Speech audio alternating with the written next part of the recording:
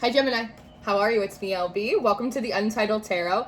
I have mixed two decks today into a very interesting reading for you. I have the Shaman's Dream Oracle and the Mystical Shaman Oracle. All the decks that I use in the channel are linked down below in my link tree on my Amazon in case you're interested in getting them for yourselves. I see a lot of Harry Potter and like Batman references here. It feels like you've been in your own personal maze. You've been in a bit of an odyssey up until this point, but it does feel like a shift is wanting to happen for you, and a lot of it is the result of timing. I know divine timing is a dirty, dirty word and no one likes to hear it, but I do think that it has played an incredibly relevant point in your path thus far. We're starting off your reading with obstacles, the wall. And you are coming out as the gatherer, sitting outside of this wall, sitting outside of this obstacle. Now, when I look at these cards, you don't look afraid. You don't look afraid of a challenge. You don't look like you are intimidated by the climb here.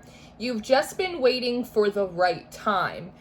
Many paths comes up next, so it feels like you have literally taken many paths, even a lot of detours, and every time when you reach the end of that road, you end up back at this wall.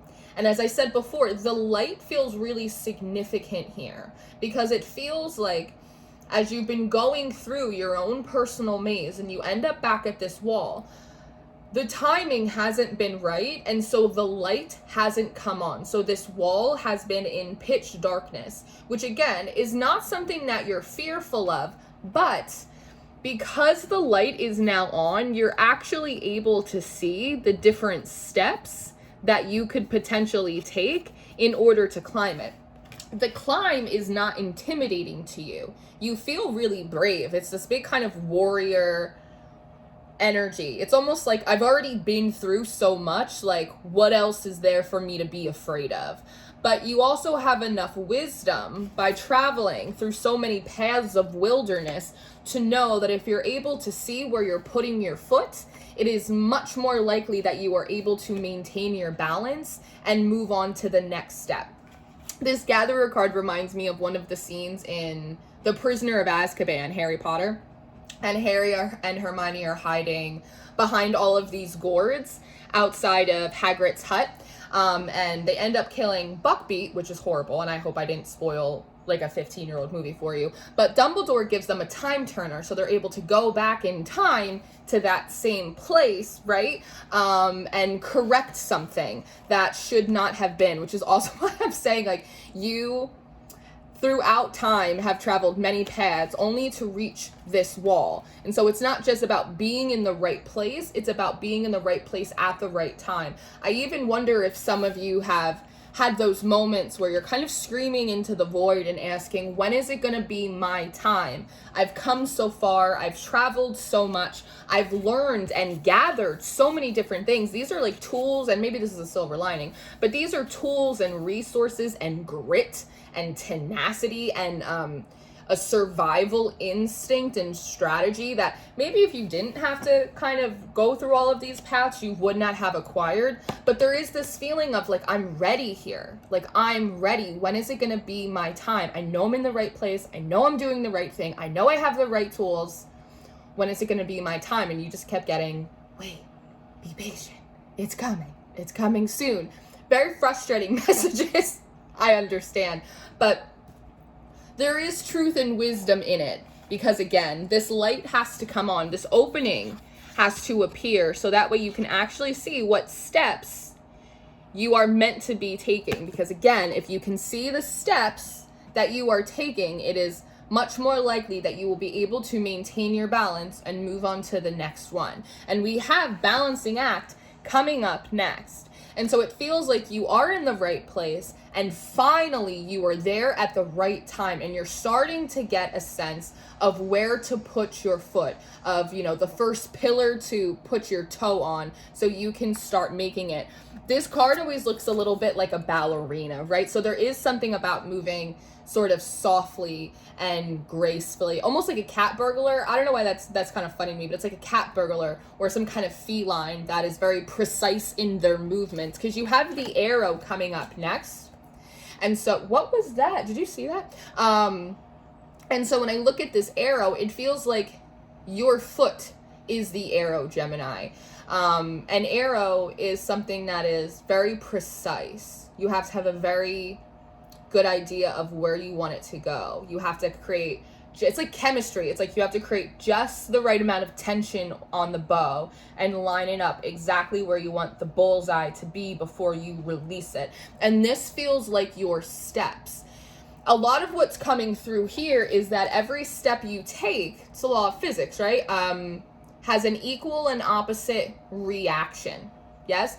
If you step on the wrong stair and it's not a sturdy one, it can shake and wobble and it could fall off, and it could pull off some other rocks or some other steps next to it and create a landslide, and now you're buried underneath the rubble. And so there is like a level of extreme precision and focus that is required of you when you take these steps. It feels like a little bit treacherous. It feels like a level of precision that should not be needed for what you are trying to make your way through. I don't know what this is for you. Perhaps it's, it's a goal or it's an ambition, but it's like the intensity of how intentional and precise your movements have to be is kind of mind-boggling in comparison to what your actual goal is. I hope that makes sense. It's like it shouldn't be this hard, but alas it is, because that's just kind of a wizard's chess, right? It's just kind of the way the cookie is crumbling for you. But as I said before, where you take your next steps feels very, very important, because we have connectivity coming out next. And so again, there is an equal and opposite reaction for every movement that you take when you're trying to climb whatever this wall is. There's something here, and this goes into the precision thing. A lot of this has to do with calculations. It's the idea of, and I think this is something that you picked up along your many paths, it's sort of like experiential statistics. It's like, I'm going to take this step, and what is the most likely outcome of taking this step? What is the positive outcome, the domino effect? And then what are the interfering or negative ripple effects that will come from me taking this step? And kind of having to do the analysis in your mind really quickly before you decide to put your foot on that pillar or the next. The tree of life is coming up next. And again, it goes into this connectivity, thinking about how trees communicate to each other with their mycelium system in their roots. And when you look at where the steps actually are, there's actually this kind of wave, this shadow of energy, almost as if it's intentionally trying to make it difficult for you to see the steps. You can make them out, but they're definitely a little bit sort of hidden or foggy here. But there is some kind of energy that is present, that is in communication with the energies that are surrounding it. Does that make sense? You have curse and adaptability coming up next. And so with an equal and opposite reaction, more often than not, you reach the opposite reaction more than the equal one. It's the law of polarity. And I think that you recognize that. Maybe you're really interested in universal law systems, but it's the realization of, I'm going to take this step and the problem is going to come before the solution, right? And so I have to be adaptable. If I can kind of calculate in my mind that I'm going to take this step and maybe this is going to be the backlash, or this is going to be the test, or this is going to be the most likely interference or the opposite that will come in, then like this tree, I can kind of bend a little bit around it. A message that I've been getting a lot recently is, don't plow through the blockage, go around it. Again, being adaptable, being able to kind of bend in the wind as you take these steps forward. So Crown Games is coming up next, and there's just like a lot of mental chess that you're doing. You've established a great amount of grit and strategy and tenacity and these tools and these resources, even a high level of gnosis, right? Knowledge, when you've been making your way through this maze in the wilderness. And it's like, now it's kind of showtime. Now it's time that the light has come on and you're able to see, even if only vaguely, the next steps that you have to take. You recognizing what happens when you take those steps, both positive and negative, is just a lot in the mind. You're doing a lot of calculations. When I'm seeing right use of power, a lot of this goes into, again, the message about precision, about being able to channel your power or your strength in proportion to the steps that you are trying to make. Again, almost needing to be as light as a cat or as graceful as a ballerina.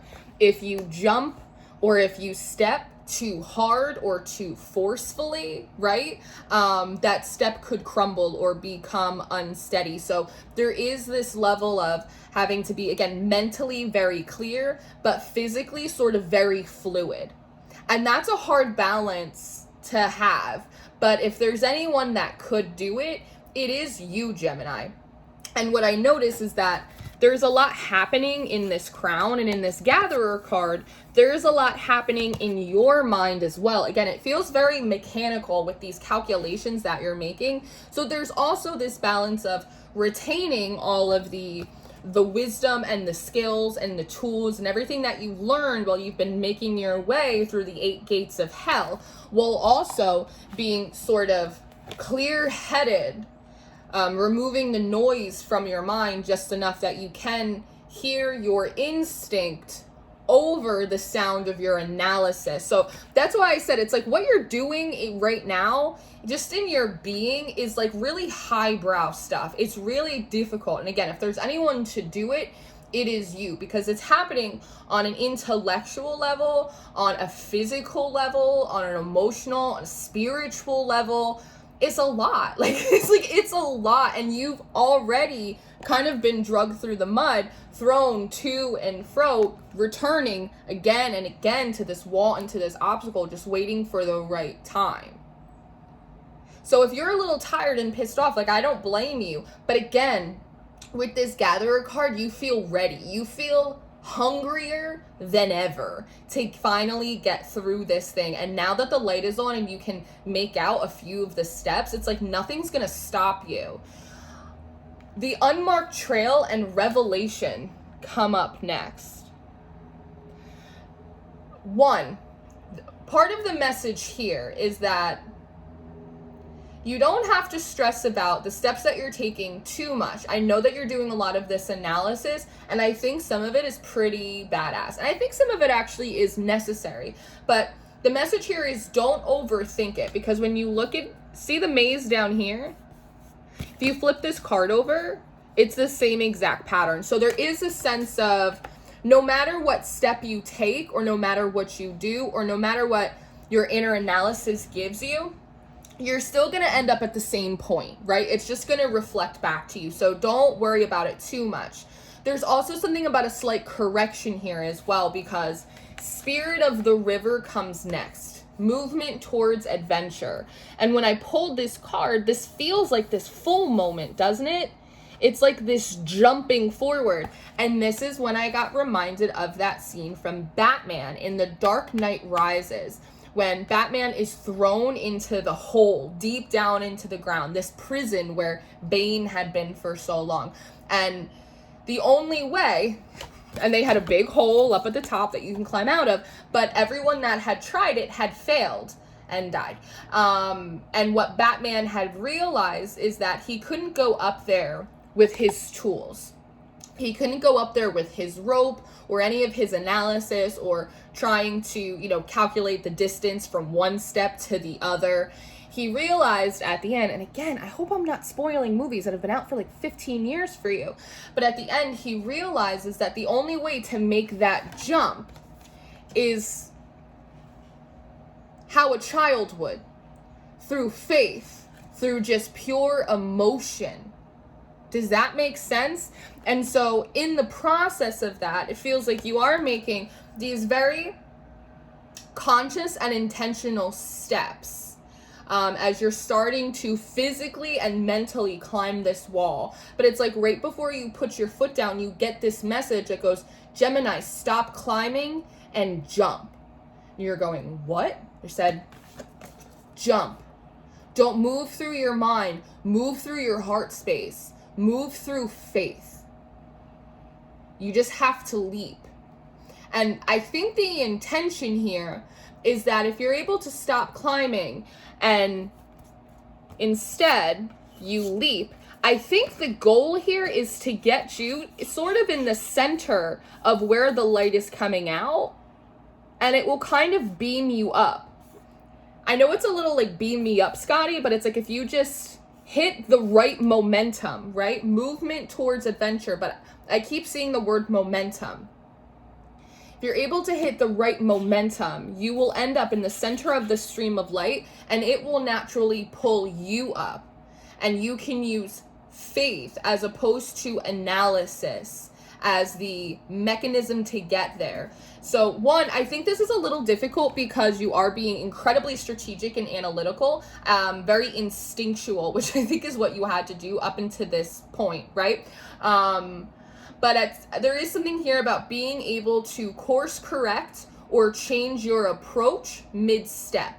That's a little bit harder because if you've already kind of had all of the calculations for the positive and the negative reactions for everything that you're sort of doing, you already have like a bit of a playbook. So to be asked mid-step to throw that out feels really uncomfortable for you, which is why I think Dream Thief, refusal of the call, is coming up next. And honestly, and this is a side note, I don't really like this card. It reminds me of the flying monkeys in The Wizard of Oz, and it always just like makes me feel deeply uncomfortable. And so I think that guidance is coming forward to you, Gemini, and it's making you a little bit uncomfortable, as if it is an unexpected message that is meant to be interfering with your process. Like, it is going to steal your dream. You want me to jump? What do you mean you want me to jump? What if I miss it and then the hole closes again and I'm just still stuck outside this wall? Like, it makes you feel nervous. You don't trust that message when it comes in. But beloved comes up next. And they're saying, no, like, we're not trying to take it away from you. We're trying to make it easier for you. Because even if you look here, it's like, sooner or later, you're going to have to jump. Because when I look, and I'm so analytical in your energy, and it's like I'm doing the math. It's like, even from here, it's like you'd have to jump up here. Or even here, it's like you'd have to jump. Either way, there was always going to have to be a jump. There was always going to have to be a leap of faith that could not be calculated, that comes from the heart space. So this beloved card feels like they are giving you a boost of confidence, or they're giving you a reminder that you are beloved, that you are seen in this. And it's just like a little alley-oop. It's like a little push up. You can do it, Gemini. Go, go, jump. Again, it reminds me of Batman, and they're just like, go, go, go. It's sort of like this chant. Maybe you're practicing chanting a lot too. Listening to like ancestral music or something, but it feels like you do it. Again, what I said in the beginning, I've already been through so much, like, nothing else can hurt me at this point. What's the worst that could happen? I've already been through it all. And so you just decide to say, fuck it. And you jump. And then next thing you know, the spiral comes out, which makes me feel like you decide to jump through. You decide to trust that this is not meant to make you fall down, but instead to make you rise up. And it feels like you actually hit this portal. You hit this flow of energy. And it's almost like as you look up, this is what it looks like. Sort of like this is what you're seeing as you start to rise. And the last card in your spread is Netcaster. Preparations come to fruition. It's so cool to me that you jump through. They give you this little boost. You start kind of being pulled up. It's almost like a pulley system or like an elevator. You get pulled through this obstacle, through this portal, through this opening. And this feels like the other side. It feels like they're pulling you up in this net. It's like you are this starfish. You are this. Is that a fucking pufferfish? Sorry. Excuse my French. Is that a pufferfish? Okay, just I'll level with you for a second. I ask my guides for like very specific, like absurdly specific and unconventional signs and confirmations. And I asked a particular question, and I asked for a pufferfish to be one of the symbols that I wanted, and I just realized it's in this card. So I was like, this is completely unrelated to this reading, like 1,010%. But I was like, wait a second. Sometimes they do that just for fun, just to fuck with me, honestly. So that's great for me. Confirmation for Lauren. But as I said, you get kind of beamed up through this portal, and then you get pulled up in this net onto the other side. Preparations come to fruition. Every path that you've taken, every detour, every time where you had to get a little bit dirty or gritty or disheveled, and you had to gather your gourds, and you had to go back to this wall time and time and time again, just waiting for the right time for you to actually move through this. It was not for nothing.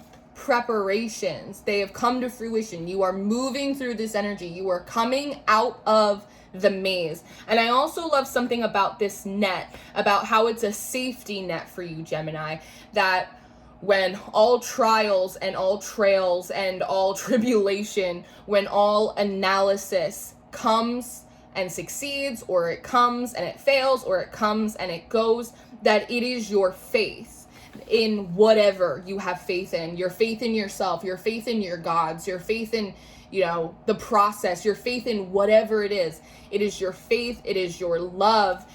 That is your safety net that will always pull you through to the other side. So this is where I'm going to leave it right now. I am going to go do an extended reading. So if you're interested in your extended reading, or your, did I do it already? Yeah, or your monthly reading for August. I did do your monthly reading for August. So I'll put that in the description box for you too. If you're interested in those links will be down below. My books for August are open. They're not open for the rest of July, but they're open for August. If you're interested in that, or again, the decks that I use on the channel, anything like that, it's going to be down below. Patreon, check out Patreon for August. That will be in the description box. Look at my link tree. It'll all be there for you. I love you so much, Gemini. Happy jumping. I'll see you next time. Goodbye.